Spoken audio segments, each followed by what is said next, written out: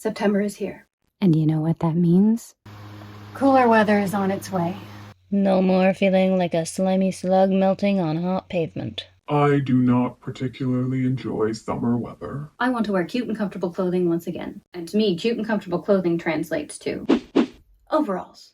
Now, do I have 2 pairs of overalls already in the works as I speak? Yes, I do. So is it entirely responsible of me to start another pair of overalls? Probably not, but I never claimed to be a responsible human being. And it is September, which means cooler weather is on the way, but also autumn is on the way. And I may have discovered some fabric that is rather appropriate for the season. It's a tablecloth. It's an oblong tablecloth I found at the thrift store. It is 100% cotton. It is a lightweight canvas.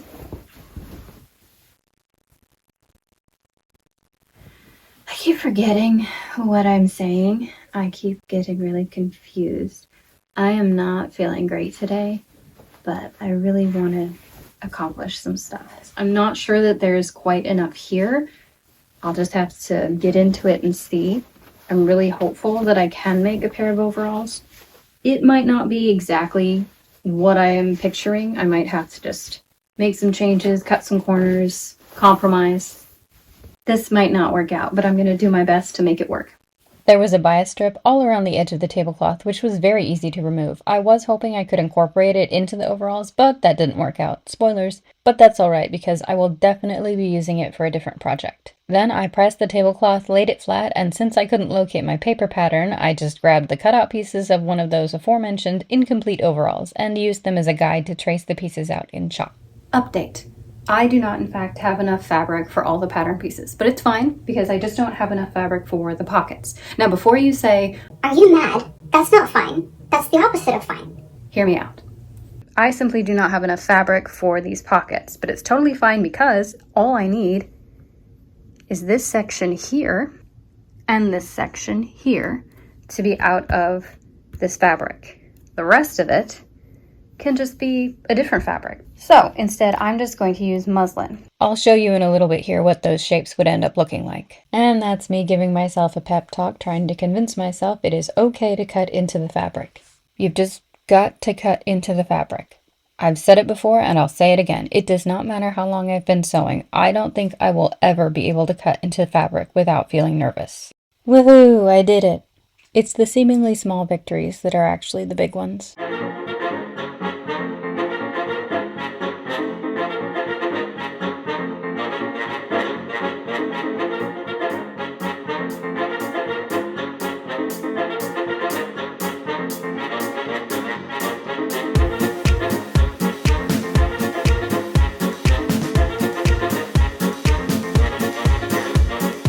It is the next day. I did a little more work last night, but I didn't film it. I just did some quiet work, cut out some lining pieces, and did some hand basting. I just cut out some lining pieces from muslin for like the bib and the back pieces, and also the waistband. And then I also cut out even more muslin pieces for a stabilizer, and then just hand basted those onto things like the waistband and the pockets. And as promised, here is what I did to create those pocket pieces. I just cut one side of the pocket out of the muslin and then the other out of the leaf fabric, making sure to add a seam allowance where they would join together. This method is a fairly standard way to make pockets, especially if the fabric is thick and sturdy. It's just easier to cut out one single piece for each pocket side, and I do usually go with the easier option if I have enough fabric. So here are some of the pattern pieces. I can't fit all of them into one frame, so I'm just going to do them in groups.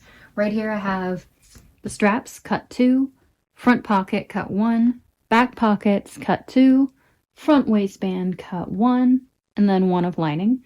And this is the front bib, cut 1, and then cut 1 of lining. And this is the back waistband, cut 2, and then cut 2 of lining. And then this is the back piece, cut 2, and cut 2 of lining. So this is what I cut out for pocket pieces, and then I just sew them together, and they end up looking like this. Of course, that's the wrong side. They end up looking like this. And here are the pant legs, which is really difficult to get into one shot, so I'm just going to go ahead and take a vertical photo. There we go, there are the pant leg pieces. And the back does have a dart right at the top there. So here is the front I need to stabilize the top because I'm going to have buttons here, and I also want to stabilize the side because of the angle it's on. It has a bit of give, so I need to stabilize both sides. And then I also want to stabilize the bottom because the waistband, the pant legs, they're all going to get sewn to it, so it's going to need a little extra stabilizer. Excuse me. How embarrassing. The practical thing would probably be to just go ahead and cut out interfacing in the same shape, just press it on, but I don't want the bib to be stiff, so I'm just going to go ahead and interface all of the edges.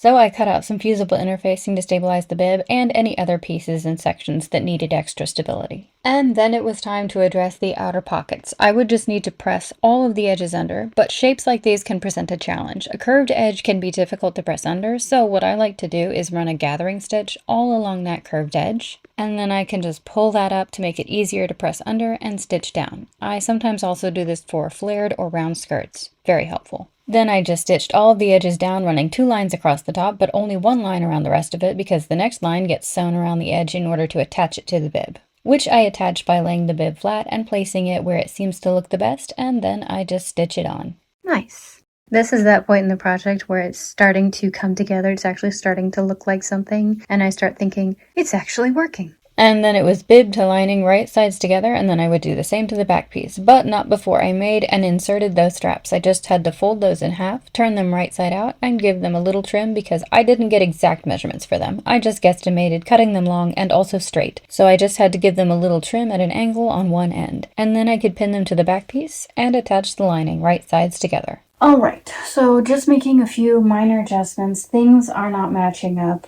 on the bib or the back piece. They're just not matching up super well. That's why they're minor adjustments. Darling, do you ever say a word or a phrase and then you immediately sing the rest of the song? I cannot say minor adjustments without turning into Georgette for a moment. This is usually my method that I go with when I'm making myself something. I do not do a full muslin when I am making a new, I mean, it's not a new pattern, but I seem to never be able to use the same pattern twice. Not never. I have a difficult time using the same pattern twice without making some changes here and there. I do not like making the same thing over again. I always have to change it just a little bit. So, because I don't want to make a full muslin, aka a mock-up, every single time, then I will just kind of make it close enough, and then I'll just figure it out as I'm making the thing. I do not do that when I'm making something for someone else. Just for me. Because it's good enough. I really don't know what that says about me. Probably says something. I don't really want to know. See how the breeding shows. I'm playing that song over in my head, and I think I actually remember all of the lyrics. I heard someone the other day say every woman knows all the words to the song of Genovia. You just have to say the first couple of words, and women will just go ahead and sing it. And I have no idea. I've seen the film, I've seen Princess Diaries, but I cannot recall the song. But apparently I know all the words to Georgette's song in Oliver and Company. Priorities. Okay, I gotta take a quick little break. My assistance is needed.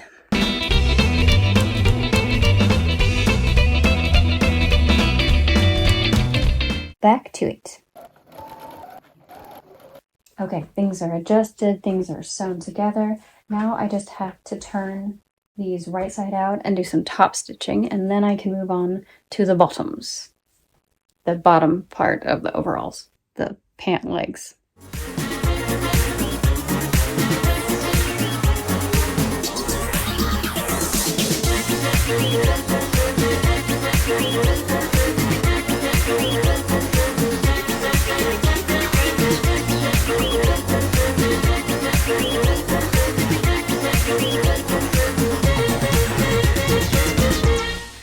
So I've sewn the darts into the back pant legs, and now I'm going to go ahead and place the back pocket right now because it's just going to be easier to do it now instead of once I sew everything together.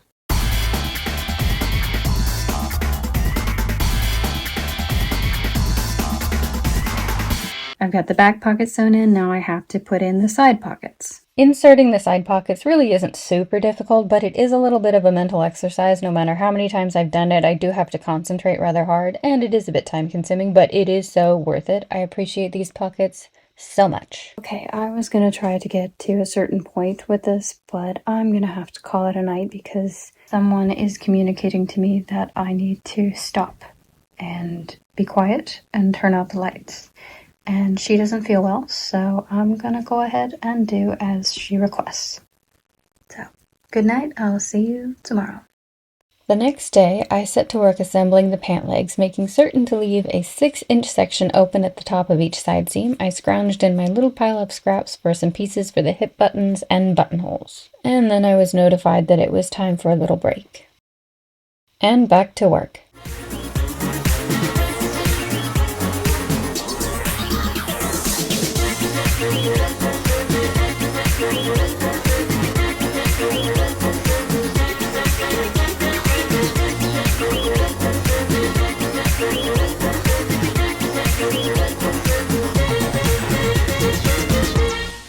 To finish the hem, I just turned it under 3 inches and then folded it again at 1 1/2 inches, this time toward the outside, making a nice little cuff, and then I just hand stitched that into place. Alright, so I have reached my stopping point for the evening. I have the pants sewn together, and there's the waistband, and there's the bib, and there's the back. Now, all I have to do is sew this to this to this. Just sew the pants to the waistband to the bib. And I'll just have to do that tomorrow. So I fibbed, but not really because I didn't know that I was fibbing. I fully intended to stop for the evening, but I didn't. I sewed all the pieces together. It just sort of happened. So now all I have left are buttons and buttonholes. So here are the buttons I will be using. I'm going to put 3 of them right along here on each side.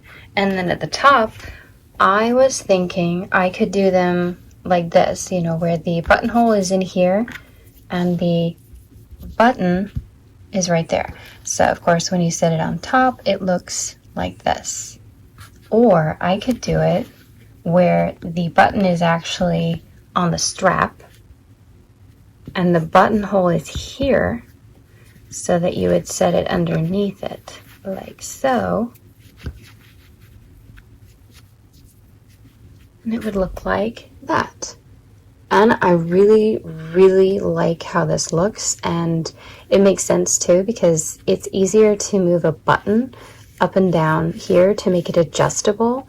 If, say, it's stretched out or someone else wanted to wear it, then the buttonhole would be here and that doesn't need to move. You can do buttonholes on the straps, but then they're visible. If you move it up or down, you might see the buttonholes and it's just not as pretty, I guess.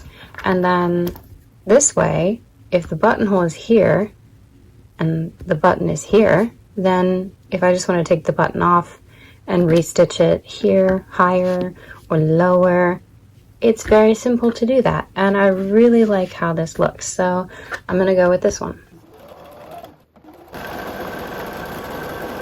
I slipped into the overalls real quick to figure out the strap placement, figured it out, and real quick slipped out of the overalls. I just turned under the raw edges of the straps, gave them a good press, and stitched straight across. Then it was button time. And that was it. My overalls were complete and I was feeling pretty good about myself until I stepped outside to film the reveal and ran into some girls who have been hanging around lately, but always leave whenever I show up. It's fine. It's fine. I will make them like me. Someday. Hey, look at that. Autumn is on its way.